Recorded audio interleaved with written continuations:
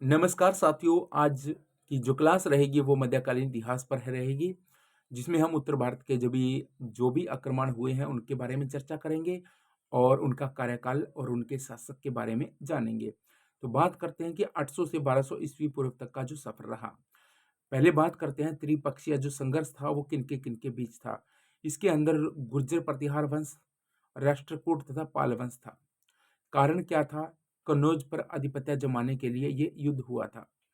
तो संघर्ष काल क्या था? लगभग 100 वर्ष ये युद्ध चला था और अंतिम विजय किसकी हुई? गुर्जर प्रतिहारों की हुई। तो बात करते हैं गुर्जर प्रतिहार वंश। संस्थापक इसके रहे हैं नागभट्ट प्रथम, जो कि 1730 ईस्वी में राजगद्दी पर बैठे हैं। राजधानी इन्होंने बनाई भीमताल और त्रिकोणीय जो संघर्ष प्रारंभ किया वो वत्सराज के समय में हुआ गया। और महमूद गजनवी के आक्रमण के साथ ही गुर्जर प्रतिहार शासक है वो राज्यपाल, यानी कहना ये चाहता है कि जब महमूद गजनवी का आक्रमण हुआ तो उस समय शासक कौन था गुर्जर प्रतिहार वंश का? वो राज्यपाल था। और अगर बात करें राष्ट्रकूट वंश की, संस्थापक था दंती दुर्ग, जो कि 752 ईस्वी में गद्दी पर बैठा था और राजधानी इसने मान्यखेत को बनाया। और इसी ने एलोरा के कैलाश मंदिर का भी निर्माण करवाया, जो कि उस टाइम देखो राष्ट्रकूट वंश था जो उन्होंने करवाया। बट इसके जो शासक थे उस टाइम कृष्ण प्रथम थे, यानी माना जाता है कि कृष्ण प्रथम ने ही एलोरा के कैलाश मंदिर का निर्माण करवाया है। और अंतिम जो शासक रहे राष्ट्रकूट वंश के वो कर्कद्वितीय रहे हैं। उसके बाद बात करें तो पाल वंश में संस्थापक रहे हैं गोपाल, जो कि 750 ईस्वी पूर्व में गद्दी पर बैठे थे। विक्रमशिला विश्वविद्यालय की स्थापना इन्हीं वंश में धर्मपाल ने की थी और अंतिम जो शासक रहा पाल वंश का वो गोविंद पाल था। उसके बाद भारत पर मुस्लिम आक्रमण हुए थे, जिसमें मोहम्मद बिन कासिम था, जो कि 1712 ईस्वी में भारत पर आक्रमण करने वाला पहला मुस्लिम शासक बना। उसके बाद महमूद गजनवी आया और लास्ट में मोहम्मद गौरी भी आया है। अब महमूद गजनवी था जो, उसने वो कौन था? वो गजनी के शासक सुबुक्तगीन का ही पुत्र था और भारत पर आक्रमण किया जो 17 बार किया इन्होंने और व्यापार धन अपार लूटा इन्होंने। 1000 ईस्वी से 1027 के मध्य इन्होंने बहुत बार आक्रमण किया भारत पर और भारत का जो सोमनाथ मंदिर है उसको भी इन्होंने बहुत बार लूटा। 1026 में जो इसका सोमनाथ का मंदिर था उसमें बहुत ज़्यादा इसने अपार धन वहाँ से लूटा था। और जिसके जो दरबारी विद्वान रहे थे जिन्होंने इनके नाम पर पुस्तकें लिखी हैं, जैसे कि अलब्रूनी जिन्होंने किताब उल हिंद लिखी है, और उत्वी था किताब उल यामनी जिन्होंने लिखी है, फिरदौसी था शाहनामा लिखी है जिसने, और बैहाकी था तारिख है सुबुक्तगीन जिन्होंने लिखी है। बात करें तो महमूद गोरी की, ये घोर प्रांत का शासक था। प्रथम आक्रमण जो इन्होंने किया है वो 1175 में मुल्तान पर किया था। और गुजरात जो आक्रमण था इसका वो भीम द्वितीय के साथ है, जो कि मूलराज द्वितीय के नाम से जाना जाता था। इसने इसको पराजित किया है 1178 ईस्वी में। और जिसके जो प्रथम युद्ध रहे हैं मोहम्मद गौरी के, वो प्रतायत्राइन का प्रथम युद्ध रहा, 1191 में लड़ा गया। परंतु इसमें पृथ्वीराज चौहान के साथ ये युद्ध था और इसी की विजय हुई थी पृथ्वीराज चौहान की। फिर इसने दोबारा से त्राइन का द्वितीय युद्ध लड़ा 1192 में पृथ्वीराज चौहान के साथ, परंतु इसमें मोहम्मद गौरी की ही विजय हुई। और लास्ट में इसने चंदावर का युद्ध लड़ा 1194 में जयचंद से, और इसमें भी मोहम्मद गौरी की ही विजय हुई थी। उसके बाद बात करें जो सल्तनत काल रहा था, पहले गुलाम वंश आया 1206 से 1290 ईस्वी में। उसके बाद खिलजी वंश आया 1290 से 1320 ईस्वी में। उसके बाद तुगलक वंश आया 1320 से 1412 ईस्वी में। फिर इसके बाद आया सैयद वंश 1414 से 1451 ईस्वी में। और लास्ट में लोधी वंश आया 1451 से 1526 ईस्वी तक। और इसमें एक बात ध्यान देने योग्य है कि जो खिलजी वंश है उसका शासनकाल सबसे छोटा रहा और तुगलक वंश है उसका शासनकाल सबसे बड़ा रहा। अब बात करते हैं गुलाम वंश के सुल्तान जो रहे हैं। इसमें गयासुद्दीन बलबन रहा है 1266 से 1286 ईस्वी तक। और अगर कुतुबुद्दीन ऐबक की बात करें पहले तो हम, जो कि 1206 से 1210 तक रहा, बहुत ही छोटा कार्यकाल रहा कुतुबुद्दीन ऐबक का। फिर उसके बाद आराम शाह आया 1210 से 1211 ईस्वी में, इसका भी जो शासक रहा ये भी काफ़ी कम समय तक रहा। फिर इल्तुतमिश आया 1211 से 1236 ईस्वी में। उसके बाद रुक्तगीन फिरोज शाह आया 1236 ईस्वी में। फिर रजिया बनी 1236 से 1240 ईस्वी तक शासनकाल किया। और कुतुबुद्दीन बहराम शाह बना 1240 से 1242 ईस्वी में। फिर आया अलाउद्दीन महसूद शाह 1242 से 1246 ईस्वी में, और नसरुद्दीन महमूद बने 1240 से 1266 तक। फिर उसके बाद आया गयासुद्दीन बलबन 1266 से 1286 ईस्वी तक, और उसके लास्ट में वो आया कैकुबा तथा क्यूमर्स 1287 से 1290 ईस्वी के बीच। बात करें तो जो मुगल कालीन प्रमुख स्थापत्य थे, उनमें कौन-कौन थे? तो बाबर द्वारा आगरा की मस्जिद थी, बाबर ने बनाई आगरा की मस्जिद, और औरंगजेब द्वारा क्या बनाई? मोती मस्जिद दिल्ली में। और अकबर ने क्या-क्या बनाया? आगरा में आगरा का किला बनाया, जहांगीर का महल बनाया और अकबरी महल बनाया। उसके बाद फतेहपुर सीकरी में भी बुलंद दरवाजा बनाया अकबर ने, दीवाने आम, दीवाने खास, जामा मस्जिद, जहांगीरी महल और मरियम महल, ये सारे अकबर की देन थी। जहांगीर ने क्या बनाया? अकबर का महल बनाया सिकंदरा में। और शाहजहां द्वारा जो कृति थी, दिल्ली में जामा मस्जिद, लाल किला आगरा में और मोती मस्जिद और ताजमहल, ये बनाए हैं शाहजहां ने। मुगल कालीन प्रमुख जो पुस्तकें रही हैं और उनके लेखक हैं, उनको जान लेते हैं। जैसे बाबरनामा या तुज़्क़-ए-बाबरी, जिसको नाम से जाना जाता है, वो बनाई बाबर ने लिखी थी। हुमायूं नामा गुलबदन बेगम ने लिखी। ताजुल मासीर लिखी है हसन निजामी ने। तह तबकाते अकबरी लिखी है निजामुद्दीन अहमद ने। और तारीख शेरशाही अब्बास खां शेरवानी ने। और आलमगीर नामा भी मोहम्मद खाजिम ने लिखी है। इसके बाद कानून ए हुमायूनी खबाद मीर ने लिखी। और नुस्खा है दिलखुशा भीमसेन ने। सियार उल मुक्तरीन गुलाम हुसैन ने। इकबाल नामा ए जहांगीर लिखी मोतबिंद खां ने। शाहजहां नामा लिखी इनायत खां ने। चहार चमन लिखी चंद्रभान ब्रह्मान ने। और फुतुहात ए आलमगीरी ईश्वर दास नागर ने लिखी। और खुलासत अल तवारीख सुजान राय भंडारी ने लिखी। इसके बाद उत्तर मुगल कालीन शासक के बारे में बात करें तो अगर हम बहादुर, जो कि है पहले आया बहादुर शाह प्रथम, 1707 से लेकर 1712 ईस्वी इसका शासनकाल रहा। इसके बाद आया जहांदर शाह 1712 से 1713 ईस्वी तक, लगभग 1 साल। उसके बाद बना फर्रुखसियर शासक 1713 से 1719 ईस्वी में। उसके बाद रफ़ी उद दौला 1719 में। फिर आया मोहम्मद शाह रंगीला 1719 से 1748 ईस्वी में। और इसी के साथ 1739 ईस्वी में नादिर शाह का आक्रमण हुआ था और नादिर शाह की विजय हुई थी। और नादिर शाह यहाँ से क्या नया कोहिनूर जो हीरा था भारत से, और तख्त ए ताऊ था, वो लूट कर ले गया था।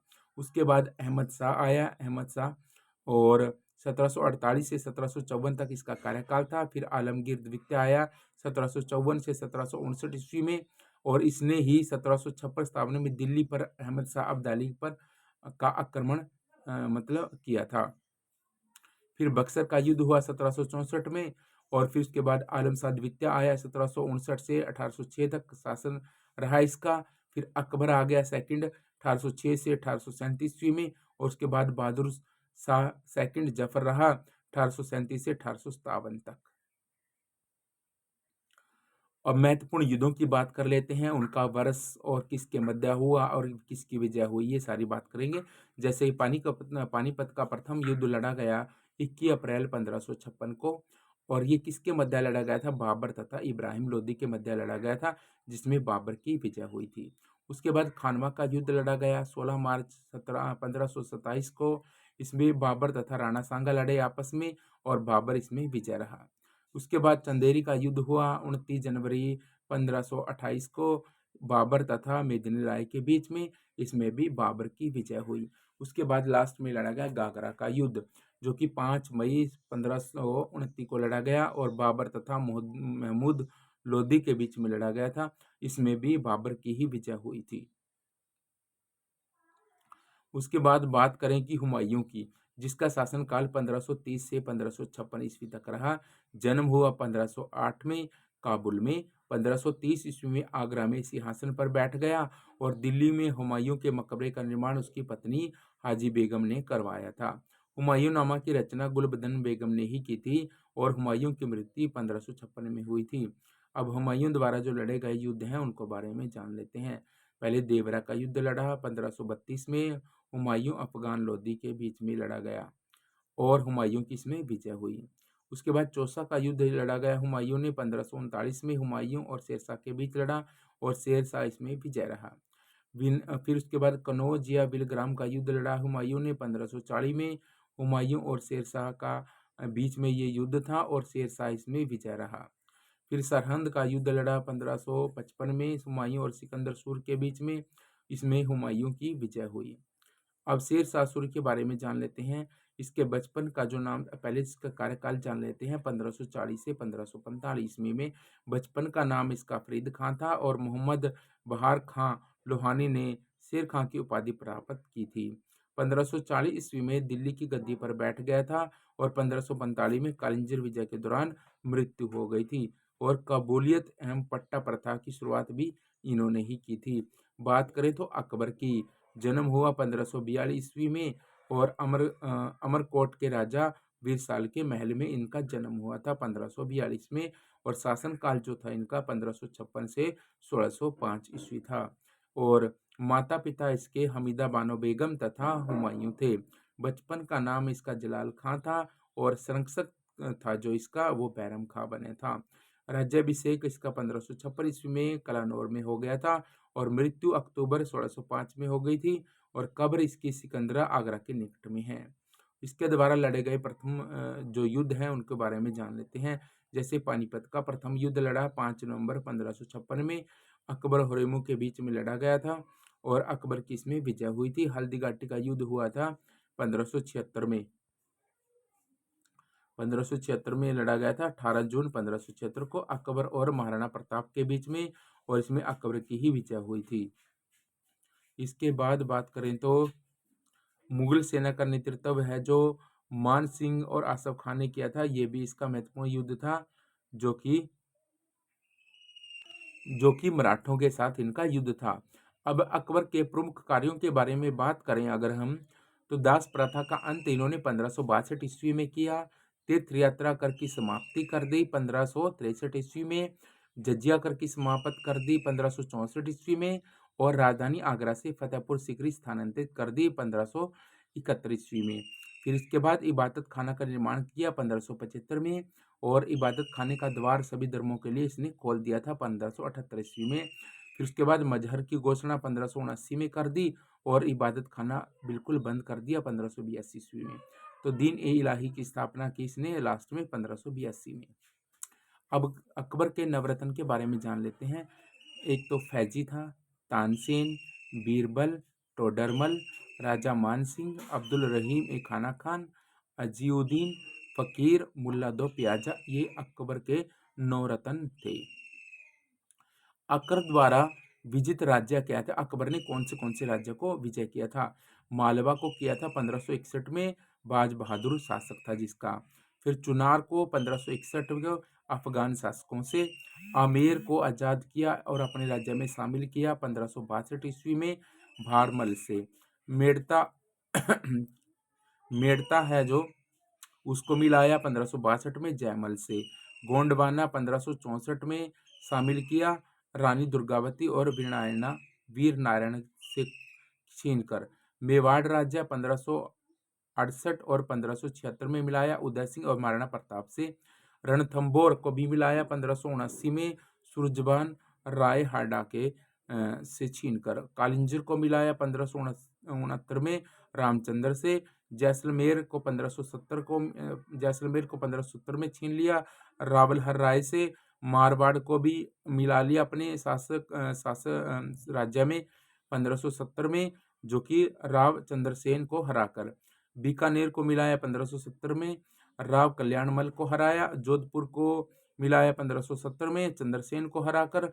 गुजरात को 1572 में मिलाया, मुजफ्फर तृतीय को हराकर। बिहार बंगाल को 1574 में मिलाया, दाऊद खां को हराकर। काबुल को 1581 में मिलाया, मिर्जा हकीम को हराकर। और कश्मीर को 1586 में यूसुफ खां को हराकर। उसके बाद उड़ीसा को 1592 में निखार खां को हराकर। सिंध को 1561 में मिला लिया, जानी बेग को हराकर। बलूचिस्तान को 1565 में अफगान शासक को हराकर। कंधार को मिलाया 1595 में, मुजफ्फर हुसैन को हराया। खानदेश को 1591 में मिलाया अली खां को हराकर, और अहमदनगर को 1600 ईस्वी में चांदी बीबी को हराकर, और असीरगढ़ का किला जो 1601 में मीरन बहादुर को हराकर।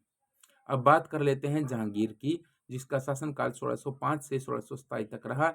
वास्तविक नाम था सलीम, माता पिता थे हरखाबाई और अकबर, पत्नी थी मानभाई, और जगत गोसाई मेहरुन्निसा नूरजहां ये इनकी माता थी। पुत्र थे खुसरो, परवेज, शायरयार, जहांदार। आत्मकथा थी इसकी तुझ ए जहांगीरी, और मकबरा था इसका सहादरा। दरबार में आने वाले विदेशी थे इसके हॉकिंस, सर टॉमस्रो और फ्रांसिस्को पेलशार्ट। और दो आस्था थी इसकी सिंह आस्था प्रथा। इन्होंने दो आस्था अस्पा और सिंह अस्पा दो प्रथा चलाई। इन्होंने जहांगीर का शासनकाल चित्रकला का स्वर्ण काल माना गया है। उसके बाद बात करें तो शाहजहां की, इनका जो कार्यकाल था वो 1628 से 1657 ईस्वी तक रहा। वास्तविक नाम इसका खुर्रम था शाहजहां का।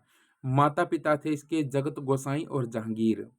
पत्नी थी अर्जुमंद बानो बेगम, मुमताज महल के नाम से जिन्हों जाना जाता है।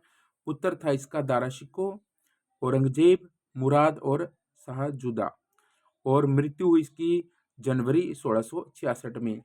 अब 1639 ईस्वी में राजधानी आगरा से दिल्ली स्थानांतरित की, और दारा शिकोह को शाह बुलंद इकबाल की इसने पदवी दी। दारा शिकोह ने उपनिषदों का फारसी में अनुवाद सिर ए अकबर शीर्षक के अंतर्गत किया, और शासनकाल स्थापत्य कला का स्वर्ण काल कहा जाता है इसी के शासनकाल को। और कब्र इसकी आगरा ताजमहल में है। अब उत्तराधिकार का जो युद्ध था वो किसके साथ हुआ वो जान लेते हैं। कौन सी तिथि थी और कौन विजय हुआ। बहादुरपुर का युद्ध लड़ा 24 फरवरी 1658 में शाहजोदा और शाही सेना के बीच था। शाही सेना इसमें विजय रही। धर्मत का युद्ध लड़ा 15 अप्रैल 1658 में औरंगजेब और मुराद बख्श की संयुक्त सेना तथा जसवंत सिंह व कासिम खां की शाही सेना ने। औरंगजेब इसमें विजय रहा था।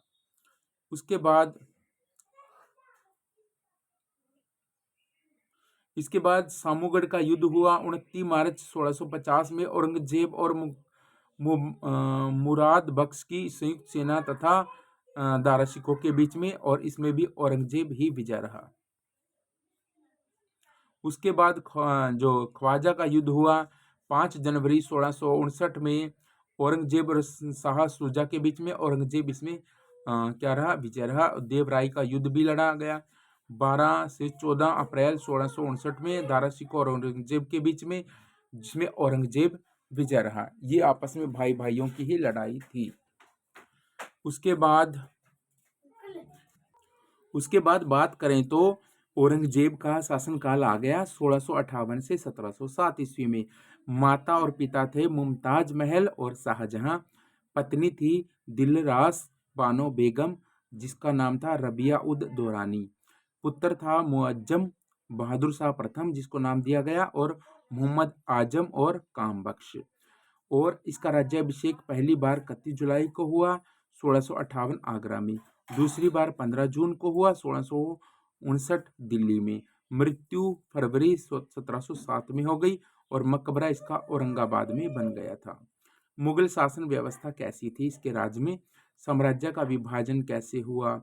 साम्राज्य का विभाजन जो हुआ, सूबा जिसको प्रांत बोला गया, सरकार को जिला बोला गया, परगना या महल बना गया, और मौजा या दीहा का नाम।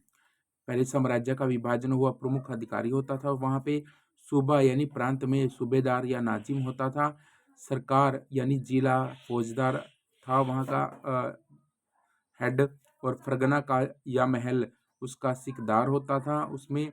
और फौज या दीहा ग्राम में खुद या मुदगम या चौधरी बनता था। अब बात करते हैं मनसबदारी व्यवस्था की। अकबर द्वारा लागू की गई थी, और मनसब जात एवं सवार में विभाजित थी। ये मनसबदारों की जो श्रेणियां हैं उनको जान लेते हैं। मनसबदार 10 से 500 जात तक के मनसब होते थे। अमीर 500 से 2500 जात तक के मनसब रखते थे, और अमीर ए उम्दा 2500 से अधिक जात के मनसब थे।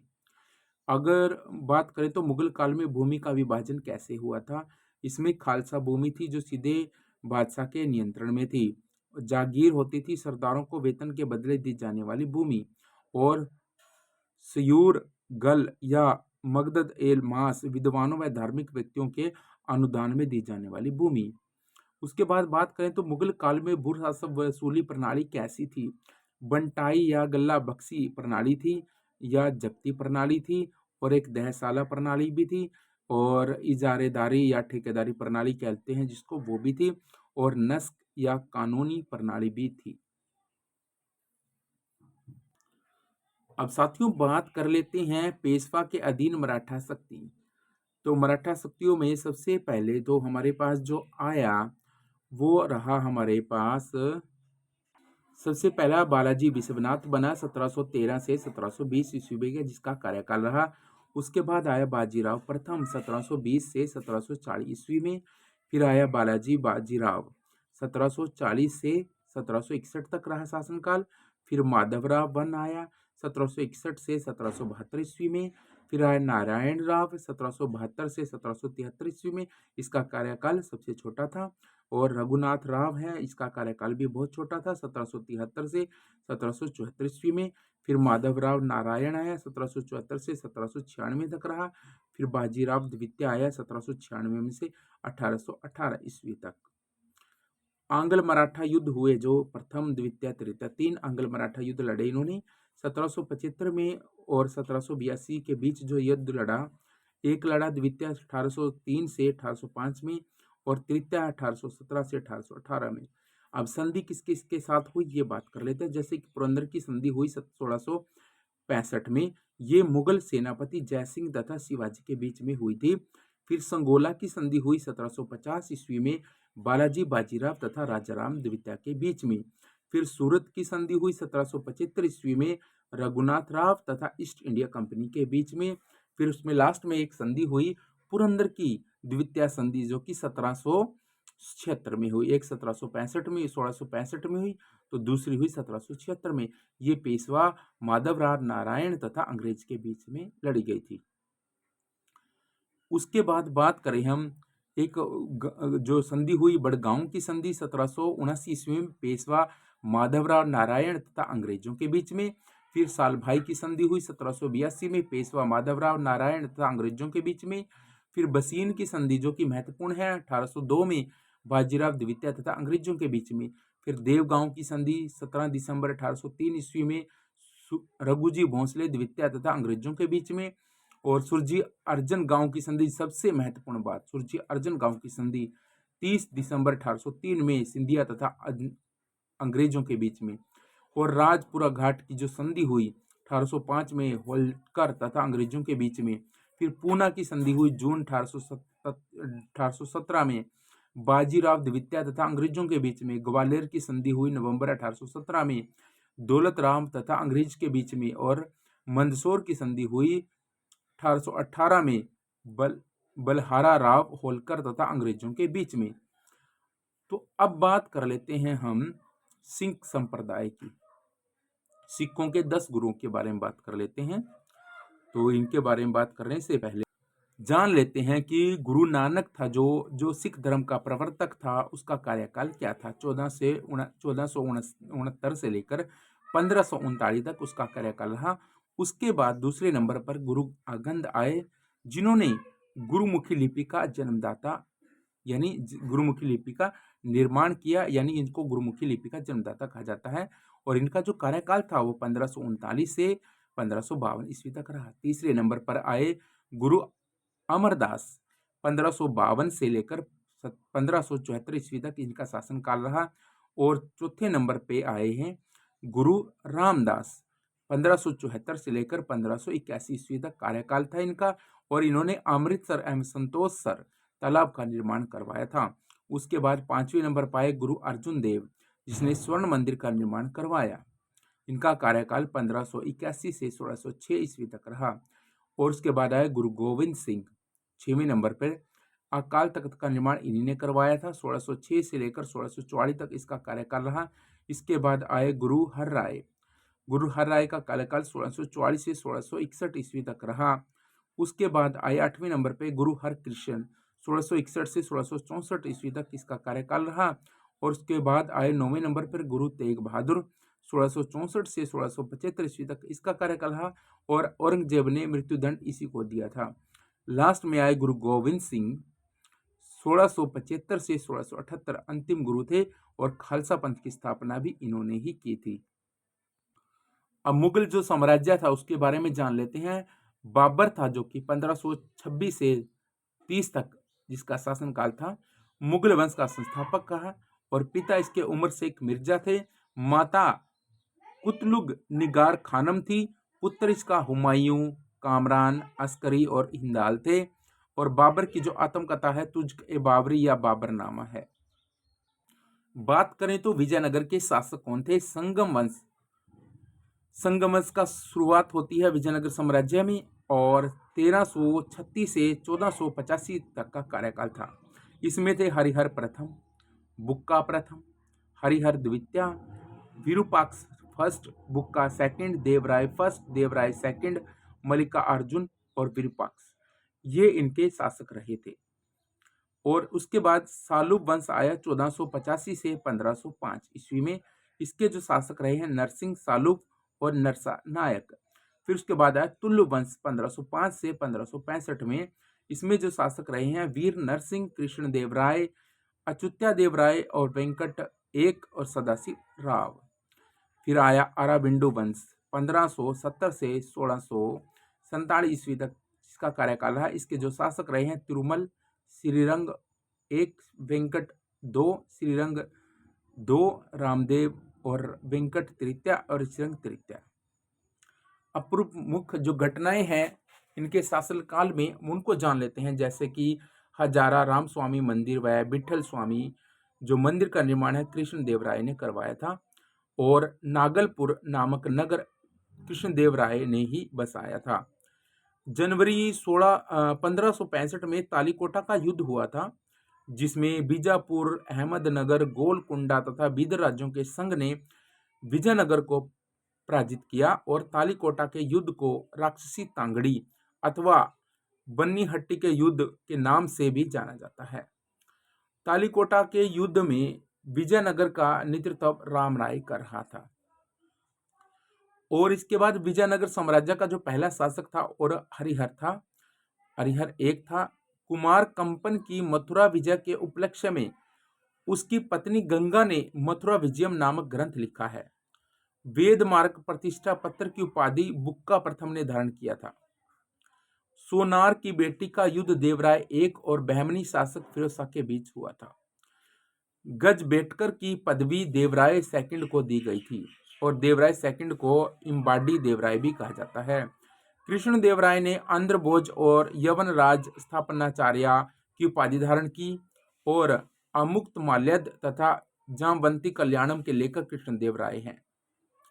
अब बात करते हैं कि विजयनगर साम्राज्य में बुरासव को शिष्ट जबकि बुरासव विभाग को अठावने कहा जाता था। और ऐसे ही कलीम उल्लाह की मृत्यु के बाद बहमनी राज्य 5 स्वतंत्र राज्यों में बंट गया था। पहले हम बात जान लेते हैं बुरासव की, जो कि एक विजयनगर साम्राज्य में बुरासव का ही पार्ट था। इसमें क्या होता था, पहले कोट्टम बलम नाडु आता है, उसके बाद नाडु, उसके बाद बेलग्राम और उसके बाद उर बना है। जो कोट्टम बल नाडु है वो जिला बना, नाडु परगना और बेलग्राम 50 गांव का समूह बना और उर है वो ग्राम पंचायत की यानी ग्राम प्रशासन की छोटी इकाई मानी गई। अब विजयनगर आने वाले विदेशी यात्री कौन थे उनको जान लेते हैं और वो किस शासन काल में आए, यानी शासक उस टाइम कौन था। पहले है निकोलो कॉन्टी इटली से, देवराय प्रथम शासन काल में। उसके बाद निकितिन रूस से आया देवराय प्रथम के शासनकाल में। और उसके बाद अब्दुल रज्जाक फारस से, देवराय द्वितीय के शासनकाल में। डुआर्ट बारबोसा पुर्तगाल से आया कृष्ण देवराय के शासनकाल में। डोमिंगो पायस पुर्तगाल से आया था कृष्ण देवराय के शासनकाल में। फर्नांडिस नूनिज पुर्तगाल से आया अच्युतम देवराय के शासनकाल में। सीजर फ्रेडरिक इटली से आया सदाशिव राय के शासनकाल में। उसके बाद बात करें तो बहमनी राज्य था जो स्थापना हुई थी 1357 ईस्वी में और अंतिम शासक इसका कालीन उल्लाह था। संस्थापक इसका था हसन गंगू और जिसको जफर खां भी बोला थे, और अल्ताफ उई हसन बहमन शाह इसको नाम दिया गया। और इसने अपने राज्य को 4 प्रांतों में बांटा, गुलबर्गा, दौलताबाद, बरगर व दीदार में बांट दिया था। कलीम उल्लाह की मृत्यु के बाद बहमनी राज्य 5 स्वतंत्र राज्यों में बंट गया था। बीजापुर, स्थापना वर्ष 1489, संस्थापक यूसुफ आदिल शाह और वंश था आदिल शाही। गोलकुंडा, पहला था बीजापुर, दूसरा गोलकुंडा, तीसरा अहमदनगर, चौथा बीदर और पांचवा बरार। तो अब जो बीजापुर था उसकी स्थापना हुई 1489 में, जिसका संस्थापक यूसुफ आदिल शाह बना और वंश था आदिल शाही नाम से। गोलकुंडा 1518 में स्थापना हुई, कुतुब शाह इसका संस्थापक बना और कुतुब शाही वंश इसका नाम बना। अहमदनगर 1490 में मलिक अहमद इसका संस्थापक बना और निजाम शाही नाम से वंश चला। बीदर 1527 में अमीर अली बरीद ने इसका जो संस्थापक संभाला और विरीद शाही के नाम से जाना गया। बराद 1490 में स्थापना हुई, फतेह उल्लाह इमाद शाह संस्थापक बना और इमाद शाही के नाम से जाना गया। अब जो आदिल शाही वंश के शासक थे उनके बारे में जान लेते हैं। इब्राहिम आदिल शाह द्वितीय को गरीबों की सहायता करने के कारण, अबला बाबा और विद्वानों को संरक्षण देने के कारण जगत गुरु कहा जाता था। इब्राहिम आदिल शाह द्वितीय ने हिंदी गीत संग्रह किताब ए नौरस की रचना की और फरिश्ता ने इब्राहिम आदिल शाह के संरक्षण में तारिक ए फरिश्ता की रचना की। मोहम्मद आदिल शाह ने बीजापुर में गोल गुंबद का भी निर्माण करवाया। अब बात करते हैं प्रमुख प्रशासनिक विभाग एवं संस्थापक। विभाग है नायब ए मालिकात यानी प्रशासन संचालक, बहराम शाह संस्थापक था उसका। दीवान ए अर्ज सैन्य विभाग था जो बलबन उसका प्रशासक था। दीवान ए रियासत बाजार नियंत्रण बोलते हैं जिसको अलाउद्दीन खिलजी का शासनकाल था। दीवान ए मुख्तराज बकाया राजस्व वसूली था जिसका काम अलाउद्दीन खिलजी इसका संस्थापक था। और दीवान ए अमीर को ही कृषि विभाग को बोला गया मोहम्मद बिन तुगलक के काल में। दीवान ए बंदगान दासों का देख रेख फिरोज शाह तुगलक। और दीवान ए खैरात दान विभाग को बोला गया फिरोज शाह तुगलक के शासनकाल में। दार उल सफा चिकित्सक विभाग को बोला गया फिरोज शाह तुगलक के शासनकाल में। अब जो सल्तनत कालीन स्थापत्य कला थी उनके बारे में जान लेते हैं। पहले इसके निर्माणकर्ता थे, कौन थे, स्थापत्य किसने की और स्थान कहाँ था। कुतुबुद्दीन ऐबक ने कुतुब उल इस्लाम मस्जिद बनाई, 2.5 दिन का झोंपड़ा और कुतुब मीनार। हाँ जी बोले।